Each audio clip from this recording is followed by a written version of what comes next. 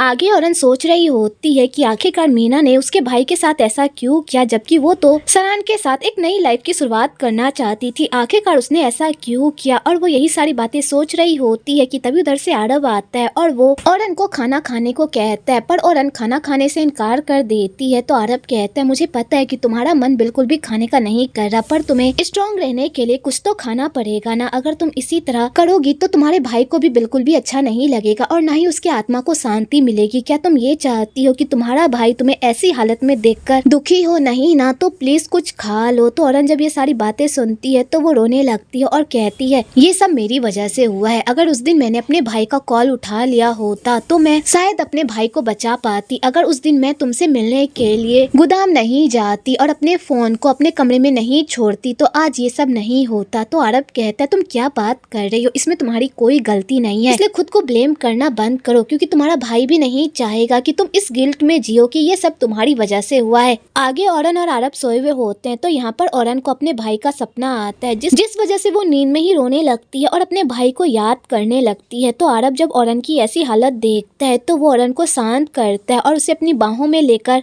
शांत करता है और कहता है, कुछ भी नहीं हुआ है, सब कुछ ठीक है, तुम आराम से सो जाओ। और ये कहकर वो औरन को फिर से सुला देता है। अगली सुबह औरन बिल्कुल भी खाना नहीं खा रही होती तो यहाँ पर आरव बड़े ही प्यार से औरन को खाना खिला रहा होता है और उसका ख्याल रख रहा होता है और कहता है, तुम कल से बहुत ही कम खाना खा रही हो, अगर तुम इसी तरह खाने में कटौती करती रहोगी तो तुम कमजोर हो जाओगी, इसलिए चुपचाप यहाँ बैठकर खाना खाओ, तभी तुम यहाँ से हिलोगी, समझी। और यहाँ पर आरव औरन को खाना खिला ही रहा होता है कि तभी उधर से मिमी और चैन दोनों ही रिपोर्ट लेकर आ जाते हैं। तो ये दोनों आरव के सामने कुछ भी नहीं बोलते। तो आरव भी समझ जाता है कि इन लोगों की प्राइवेट बातें हैं जिसमें उसे नहीं पढ़ना चाहिए, इसलिए वो वहाँ से चला जाता है। उसके बाद औरन उस रिपोर्ट को खोलकर देखती है तो उसे पता चलता है कि उसके भाई की मौत हार्ट अटैक की वजह से नहीं बल्कि किसी ने उसे जानबूझकर जहर दिया था, जिस वजह से उसके भाई की मौत हो गई। तो औरन जब इस रिपोर्ट को देखती है तो वो गुस्से से पगला जाती है और कहती है, उस मीना ने मेरे भाई की जान ले ली, मैं उस मीना को नहीं छोड़ूंगी, मैं उसे सबक सिखाकर रहूंगी। तो मिमी भी कहती है, तुम सही कह रही हो, उस मीना ने सरान की जान ली है तो उसे उसकी सजा तो मिलनी ही चाहिए, हमें पुलिस स्टेशन जाकर उसके खिलाफ रिपोर्ट लिखवानी चाहिए। और ये दोनों मिलकर मीना के खिलाफ रिपोर्ट लिखवाने के लिए जा ही रहे होते हैं कि तभी वहाँ पर चैन कहता है, मुझे नहीं लगता कि उसके खिलाफ रिपोर्ट लिखवाने से भी कोई फायदा होगा, क्योंकि हमारे पास मीना के खिलाफ पक्का सबूत नहीं है, हम ये साबित नहीं कर सकते कि मीना ने ही सरान को जान से मारा है। तो मिमी कहती है, तुम ऐसा कैसे कह सकते हो, मैंने खुद मीना को सरान के साथ आखिरी बार देखा था और मैंने वो रिकॉर्डिंग भी तो ली थी ना, क्या इन सारे सबूतों के बिना पर हम मीना को सजा नहीं दिलवा सकते। तो चैन कहता है, भले हमारे पास इतने सारे सबूत हों लेकिन ये सारे सबूत काफी नहीं है मीना को दोषी करार ठहराने के लिए। अगर हमें सच में मीना को उसके किए की सजा दिलवानी है तो हमें पहले उसके खिलाफ ठोस सबूत ढूंढना होगा, तभी हम मीना का कुछ कर पाएंगे। लेकिन तब तक हमें चुप रहना होगा, क्योंकि तुम्हें भी पता है कि मीना के डैड बहुत ही पावरफुल इंसान है और वो इतनी आसानी से हार नहीं मानेंगे, इसलिए जब तक हमारे पास उन लोगों के खिलाफ पुख्ता सबूत नहीं आ जाता तब तक हम कुछ भी नहीं कर सकते, इसलिए तब तक हमें शांत रहना होगा, समझी। आगे चैन और मिमी वहाँ से जाने लगते हैं तो यहाँ पर चैन मिमी को कहता है कि जल्दबाजी में कोई भी फैसला मत करना और ना ही कोई कदम उठाना, क्योंकि तुम्हें पता ही होगा कि वो लोग कितने खतरनाक लोग हैं, इसलिए मुझ पर भरोसा रखो, मैं उन लोगों को सजा दिलवा कर रहूंगा। और चैन ये कहकर वहाँ से चला जाता है, पर मिमी को बिल्कुल भी सब्र नहीं रहता, क्योंकि वो मीना को जल्द से जल्द सजा दिलवाना चाहती है जिसने उसके प्यार को उससे छीना होता है, इसलिए वो सीधा आरव के पास जाती है और वहाँ जाकर आरव को मीना की सारी सच्चाई बता देती है और उसे ये भी बता देती है कि मीना सरान की गर्लफ्रेंड थी और जिस कर्जे के लिए तुम हमेशा औरन और उसके भाई को गलत समझते रहे हो ना, वो कर्जा सरान का नहीं बल्कि मीना का था, क्योंकि मीना को जुआ खेलने की आदत थी और उसने अपना कर्जा चुकाने के लिए सरान का फायदा उठाया, उसे अपने प्यार के जाल में फंसाकर बाद में उसे अपने रास्ते से हटा दिया। और यहाँ पर मिमी आरव को वो ऑडियो रिकॉर्डिंग भी सुना देती है जिसमें मीना ने अपना जुर्म कबूल किया होता है। तो आरव जब उस रिकॉर्डिंग को सुनता है वो तो पूरी तरह से पगला जाता है, क्योंकि उसने कभी भी नहीं सोचा होता कि मीना इस टाइप की लड़की निकलेगी। तो मिमी कहती है, अब तुम्हें पता चला कि मीना किस टाइप की लड़की है, वो एक नंबर की साइको लड़की है जो पैसों के पीछे पागल है, वो पैसों के लिए किसी का भी खून कर सकती है जैसे उसने सरान का किया, इसलिए प्लीज उससे दूर रहो और उसे सजा दिलवाने में हमारी हेल्प करो। तो आरव कहता है, मैं भी उन लोगों को सजा दिलवाना चाहता हूँ लेकिन अभी मैं मीना से दूर नहीं रह सकता, तुम्हें पता ही होगा कि मेरे भाई की मौत बहुत ही अजीब तरीके से हुई है और मुझे पता चला है कि इन सारे कारनामों में मीना के डैड का हाथ है, इसलिए मुझे अपने भाई के असली कातिल को पकड़ने के लिए और उसके खिलाफ सबूत इकट्ठा करने के लिए मीना की जरूरत है, जिस वजह से से मुझे मीना के करीब रहना होगा। तो मिमी जब ये सारी बातें सुनती है वो पूरी तरह से शॉक्ड हो जाती है और कहती है अब तुम इस लड़ाई में अकेले नहीं हो, मैं भी तुम्हारा साथ दूंगी उन सारे लोगों को पकड़ने में जिसने हमारे साथ गलत किया है और हमारे साथ इतना बड़ा अन्याय किया है। तो अरब कहता है थैंक यू सो मच मुझे समझने के लिए और मेरा साथ देने के लिए, लेकिन क्या मैं तुमसे कुछ मांग सकता हूँ? तो मिमी कहती है बताओ तुम्हें क्या चाहिए? तो अरब कहता है मैं चाहता हूँ कि तुम इस बारे में औरन को बिल्कुल भी कुछ भी ना बताओ। औरन को ये बात पता नहीं चलनी चाहिए कि मुझे सारी सच्चाई पता है, क्योंकि मैं उसे और परेशान करना नहीं चाहता। तो मिमी जब ये सारी बातें सुनती है तो अरब को कहती है तुम औरन को पसंद करने लगे हो ना, इसलिए तो तुम उसकी इतनी परवाह करते हो। तो अरब कहता है भले ही मैं उसे पसंद करने लगा हूँ लेकिन वो मुझे पसंद नहीं करती, वो हमेशा अपने चिपकू दोस्त चैन के साथ लगी पड़ी रहती। तो मिमी कहती है तुम्हें जलन होती है ना उन दोनों को एक साथ देखकर, लेकिन मैं तुम्हें एक बात क्लियरली बता दूं उन दोनों के बीच ऐसा वैसा कुछ भी नहीं है, वो बस उसका एक अच्छा दोस्त है। तो अरब कहता है भले ही औरन उसे उस नजर से ना देखती हो पर चैन तो उसे उस नजर से देखता है ना, जो मुझे बिल्कुल भी अच्छा नहीं लगता, और वो कभी भी मेरी फीलिंग्स को समझने की कोशिश भी नहीं करती। तो मिमी कहती है वो तुम्हारी फीलिंग्स को कैसे समझेगी, तुम हमेशा मीना के साथ घूमते फिरते रहते हो, अगर वो तुम्हारी तरफ कदम बढ़ाने की भी कोशिश करे तब भी वो मीना को देखकर रुक जाती होगी, क्योंकि उसे लग रहा होगा कि तुम दोनों के बीच अभी भी अफेयर चल रहा है। भले ही अब तुम्हारे दिल में मीना के लिए कोई फीलिंग्स ना हो, लेकिन ये बात औरन को तो नहीं पता ना, इसलिए तुम्हें औरन को अपने प्यार पर यकीन दिलवाना होगा और उसे ऐसा फील करवाना होगा कि अब तुम उसे पसंद करने लगे हो और उसके साथ अपनी लाइफ गुजारना चाहते हो। दूसरी तरफ मीना अपने बंदे से पूछती है कि क्या औरन ने थाने में कोई रिपोर्ट लिखवाई है कि उसके भाई की मौत हार्ट अटैक की वजह से नहीं बल्कि किसी ने उसे जानबूझकर मारा है। तो वो बंदा उसे बताता है कि उन लोगों ने टेस्ट की रिपोर्ट तो हासिल कर ली है पर उन लोगों ने कोई रिपोर्ट नहीं लिखवाई, शायद उन लोगों को कुछ मिला ही ना होगा। तो मीना जब ये सारी बातें सुनती है तो उसकी खुशी का कोई ठिकाना ही नहीं रहता कि फाइनली वो इस प्रॉब्लम से भी बाहर निकल गई और किसी को कुछ भी पता नहीं चला। इसलिए अब वो अपना नया टारगेट औरन को बनाती है ताकि वो औरन को रास्ते से हटाकर अरब के साथ एक हंसी खुशी लाइफ जी सके। इधर औरन अपने घर आती है अपने भाई के सामान को पैक करने के लिए ताकि वो उसे दान कर सके। तो वो घर आकर अपने भाई को याद करके काफी इमोशनल हो जाती है। उसके बाद वो घर वापस आती है तो वो चैन से फोन पर बात कर रही होती है। इधर अरब जब उसे चैन से बात करते हुए देखता है तो उसे बिल्कुल भी अच्छा नहीं लगता, क्योंकि औरन फोन में इतनी बिजी होती है कि वो अरब को इग्नोर करके चली जाती है, जिस वजह से अरब का गुस्सा 7वें आसमान पर पहुंच जाता है। लेकिन तभी उधर से औरन आ जाती है और वो अरब से पूछती है कि क्या हुआ, तुम इस तरह यहाँ पर क्यों खड़े हो? तो अरब जब औरन को देखता है तो उसका गुस्सा तुरंत ही गायब हो जाता है, क्योंकि यहाँ पर औरन उसे इग्नोर नहीं कर रही होती बल्कि उसे टेंशन दे रही होती है, जिसे देखकर वो बहुत ही खुश हो जाता है। आगे वो दोनों कमरे में जाते हैं तो यहाँ पर अरब औरन को कहता है कि तुम अपने भाई के अंतिम संस्कार की फिक्र मत करो, मैं सारी तैयारियां देख लूंगा और सब कुछ अच्छे से मैनेज कर लूंगा, तुम्हें फिक्र करने की कोई जरूरत नहीं है। तो औरन कहती है तुम्हें ये सब करने की कोई जरूरत नहीं है, मिमी और चैन इसमें मेरी हेल्प कर देंगे, तुम खामखाई इन सब में परेशान होगे। तो अरब कहता है इसमें परेशानी कैसी, तुम्हारा भाई मेरा भी कुछ लगता था तो वो भी मेरी फैमिली हुई ना, और फैमिली की हेल्प करना तो फैमिली का फर्ज है, और जब तुम्हारी फैमिली मौजूद है तुम्हारी हेल्प करने के लिए तो तुम बाहर वालों की हेल्प क्यों लोगी?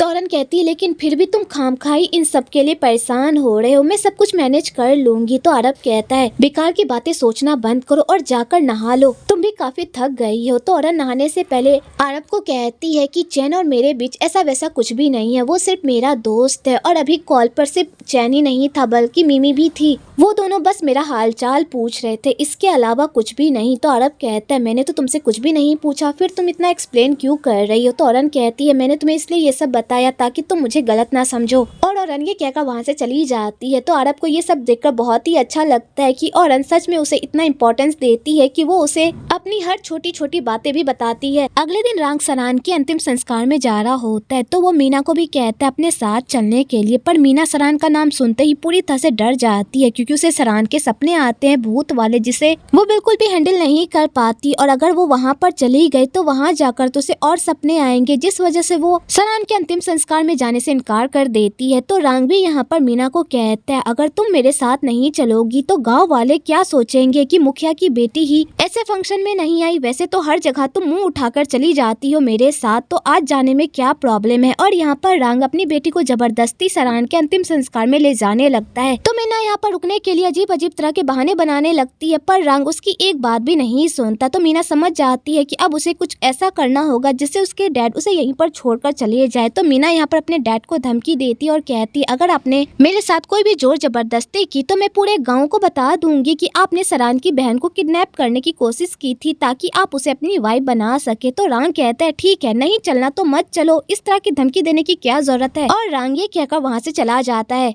आगे सरान का अंतिम संस्कार मनाया जा रहा होता है। तो यहाँ पर औरन अपने भाई को याद करके काफी रो रही होती है। तो आरब जब औरन की ऐसी हालत देखता है तो उसे औरन की ऐसी हालत नहीं देखी जाती, इसलिए वो सीधा बाहर जाता है और मीना को कॉल करता है और वहाँ जाकर वो मीना और उसके डैड को अपने प्लान में फंसाने की कोशिश करता है ताकि वो उन लोगों के खिलाफ सबूत इकट्ठा कर सके। इसलिए यहाँ पर आरब मीना को अपनी चुपड़ी चुपड़ी बातों में फंसाता है और उसे कहता है कि मुझे तुम्हारे डैड की हेल्प की जरूरत है, क्या तुम्हारे डैड मेरे काम में मेरी हेल्प करेंगे, क्योंकि मैं बहुत ही बड़ी मुसीबत में फंस गया हूँ। तो मीना कहती है, ये भी कोई कहने वाली बात, तुम डैड के होने वाले दामाद हो तो डैड अपने होने वाले दामाद की हेल्प क्यों नहीं करेंगे। तुम फिक्र मत करो, मैं डैड से इस बारे में बात करूंगी, वो तुम्हारी हेल्प जरूर करेंगे। तो आरब जब ये सारी बातें सुनता है तो वो बहुत ही खुश हो जाता है, क्योंकि उसने ये सब कुछ जानबूझकर ही तो किया होता है ताकि वो रांग को रंगे हाथ पकड़ सके। आगे सारे लोग सरान को श्रद्धांजलि देने के लिए आते हैं। तो यहाँ पर रांग भी श्रद्धांजलि देने के लिए आता है और वो औरन के साथ बहुत ही प्यार और तहजीब से बात